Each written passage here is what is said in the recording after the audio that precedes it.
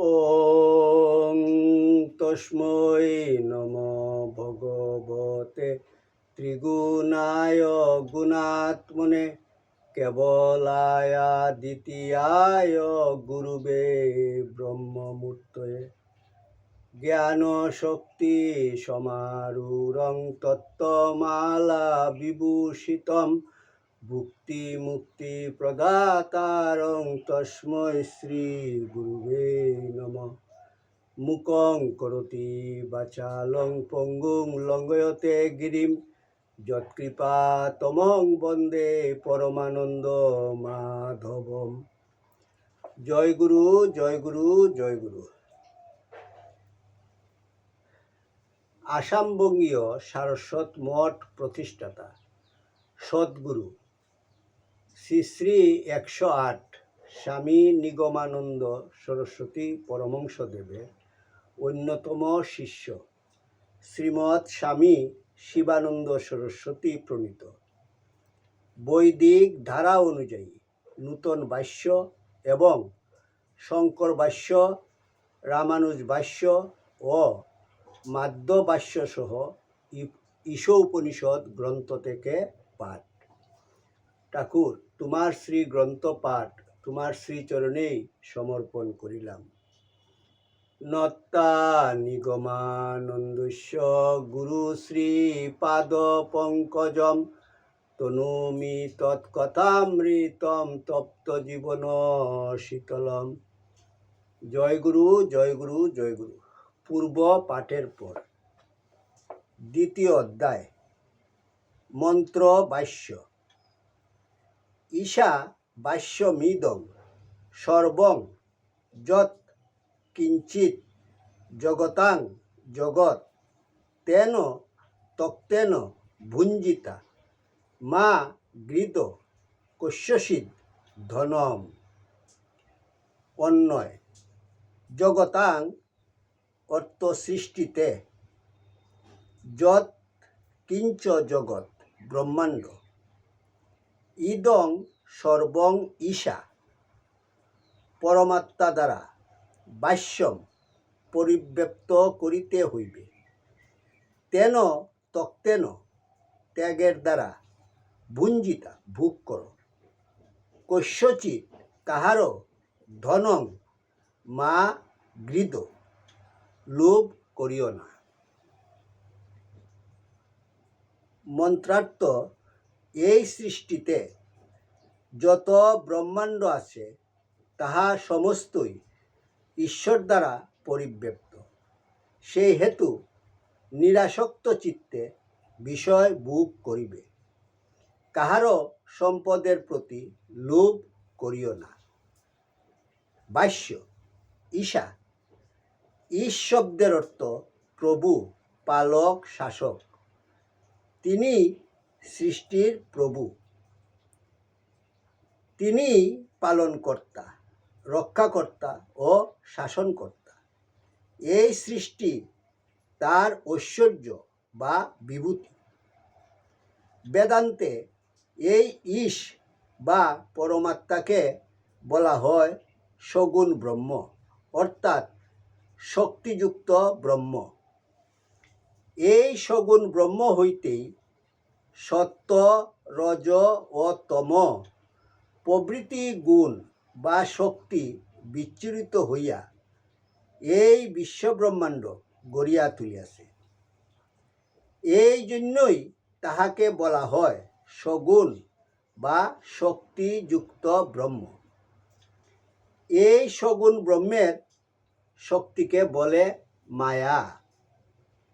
মা ধাতু হইতে মায়া শব্দ নিষ্পন্ন হইয়াছে।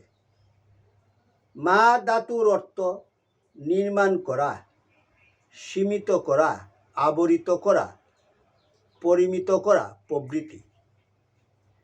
যে শক্তি এই সৃষ্টিকে নির্মাণ করিতেছে, যে শক্তি অসীমকে আবরিত করিয়া সসীম রূপে প্রকাশিত করিতেছে, যে শক্তি অরূপের মাঝে রূপের বৈচিত্র্য ফুটাইয়া তুলিতেছে, যে শক্তি অরূপ চিত সমুদ্রের বুকে রূপের তরঙ্গ তুলিয়া অহরহ নৃত্য করিতেছে, তাহার নামই মায়া। এই অঘটন ঘটন পটীয়সী, এই বিদ্যা ও অবিদ্যারূপিণী মায়া ঈশ বা পরমেশ্বরের অঙ্গ দুটি। এই মায়া তাহারই চিন্ময় তনু হইতে উদ্ভূত চিন্ময়ী মহাশক্তি। এই মায়া দ্বারা কবলিত ব্রহ্মের নামই জীব ব্রহ্ম বা জীবাত্মা। এই জীবাত্মার কাছে সসীম জগৎ বা ইন্দ্রিয় জগতই একমাত্র সত্য বস্তুরূপে প্রতিভাত হয়। পরব্রহ্মের অতীন্দ্রিয় ব্রহ্মের রহস্য তাহার কাছে আবৃত থাকে। এই জন্যই জীবকে বলা হয় মায়াধীন বা মায়া কবলিত ব্রহ্ম। এই মায়া তাহাতেই অধিষ্ঠিত। এই জন্য ঈশ বা ভগবানের আরেক নাম মায়াধীশ। মায়া তাহার অধীন, মায়ার তিনি প্রভু। ভাষ্য: বশ ধাতু নিযন্ত করিয়া ভাষ্য শব্দ নিষ্পন্ন হইয়াছে। বশ ধাতুর অর্থ প্রদীপ্ত করা, আলোকিত করা, বাস করা, ব্যক্ত করা, আচ্ছাদিত করা। বশ ধাতুর উল্লেখিত প্রত্যেকটি অর্থই এ মন্ত্রার্থের দ্যোতক। এই সৃষ্টি তাহার দীপ্তিতেই দীপ্তিমান, তাহার আলোকেই আলোকিত। সূর্য যেরূপ দর্পণে প্রতিবিম্বিত হন, তেমনি তিনিও এই সৃষ্টিরূপ দর্পণে প্রতিবিম্বিত হইতেছেন। এই সৃষ্টি তার মায়া বা চিন্ময়ী মহাশক্তির খেলা। এই জন্যই জ্ঞানীর দৃষ্টিতে এই মৃন্ময় সৃষ্টি চিন্ময় রূপেই প্রতিভাত হয়। তার এই সৃষ্টিরূপ গৃহে তিনিই বাস করেন। এই সমুদয় সৃষ্টিতে তিনি ব্যপ্ত হইয়া আছেন। এই সৃষ্টিকে তিনি আচ্ছাদিত করিয়া আছেন। আকাশরূপ প্রতিষ্ঠা ভূমি না থাকিলে গ্রহ নক্ষত্রের স্থিতি ও উৎপত্তি যেমন সম্ভবপর হইত না, তেমনি তিনি এই সৃষ্টিকে ধারণ করিয়া আছেন বলিয়াই সৃষ্টির উৎপত্তি ও স্থিতি সম্ভবপর হইয়াছে। এই সৃষ্টি তাহারই ভালোবাসার আবেগ হইতে সঞ্জাত। স্বামী স্ত্রী যেরূপ স্বীয় অঙ্গজ সন্তানের ভিতর দিয়া নিজেদের ভালোবাসা বাৎসল্য রসরূপে নব নব ভাবে আস্বাদন করেন, তেমনি যিনি এক এবং অদ্বিতীয়, তাহার ভিতর যখন এই ভালোবাসার আবেগ জাগে, তখন তিনিও বহু হইবার আকুলতা বহু হইয়া বহুর ভিতর দিয়া নিজেকে আস্বাদন করার পিপাসা অনুভব করেন। বৈষ্ণব মহাজনদের ভাষায় লীলারস আস্বাদিতে ধরে দুই রূপ। এই লীলারস আস্বাদনের জন্যই একের বহুরূপ ধারণ। সৃষ্টিতে বহু জীবের বহুরূপী খেলা। ইদং সর্বম, এই অজ্ঞানাচ্ছন্ন জীবলোকে, অবিদ্যা মায়ায় আবরিত জগৎকে, এই মর্তলোক বা ভূলোককে এক কথায় বলা হয় ইদং সর্বম। জ্ঞানের অপ্রকাশ অবস্থাই অবিদ্যা। বীজের মাঝে গাছ অপ্রকাশিত থাকে, সংকুচিত থাকে। বীজ ও গাছ পৃথক নয়। বীজই ক্রমাভিব্যক্তির ফলে মহামহিরুহে পরিণত হয়।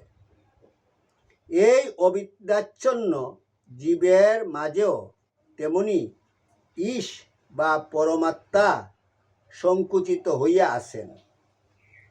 এই অবিদ্যাচ্ছন্ন জীবও একদিন অবিদ্যার আবরণ হইতে মুক্ত হইয়া স্বীয় আত্মস্বরূপের মহিমায় প্রতিষ্ঠা লাভ করিবে, স্বীয় সচ্চিদানন্দময় স্বরূপ আস্বাদন করিবে।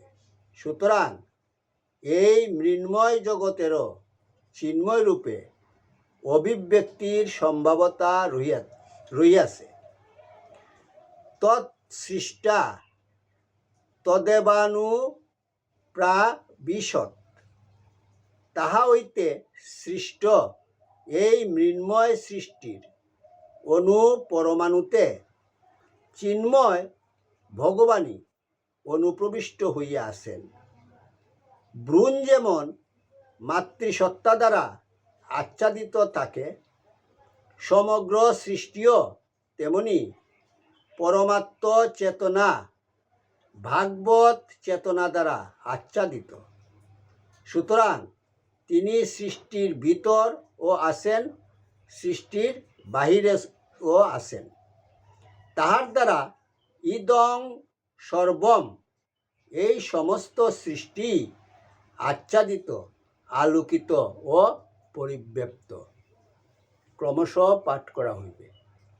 ওং যদস্করং পরিভ্রষ্টং মাত্রাহীনং চ যদ্ভবেৎ তৎসর্বং ক্ষম্যতাং দেব প্রসীদ পরমেশ্বর।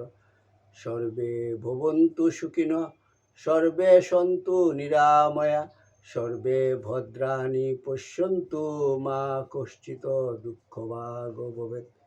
ওং শান্তি শান্তি শান্তি। হরি ওম তৎসৎ।